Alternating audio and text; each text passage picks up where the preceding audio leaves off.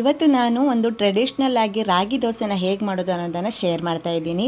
ರಾತ್ರಿ ಮಲಗಬೇಕಾದ್ರೆ 1 ಗ್ಲಾಸ್ ಆಗುವಷ್ಟು ದೋಸೆ ರೈಸು ಜೊತೆಗೆ 1 ಗ್ಲಾಸ್ ರಾಗಿಯನ್ನು ಇಡೀ ರಾಗಿ ತೆಗೆದುಕೋಬೇಕು, ನೀರಲ್ಲಿ ನೆನೆಸಿಡಬೇಕು. ಬೆಳಿಗ್ಗೆ ಎದ್ದ ತಕ್ಷಣ ಚೆನ್ನಾಗಿ ವಾಶ್ ಮಾಡಬೇಕು, ಯಾಕಂದರೆ ರಾಗಿಯಲ್ಲಿ ಜೋಳಿ ಅಂಶ ಇರುತ್ತೆ.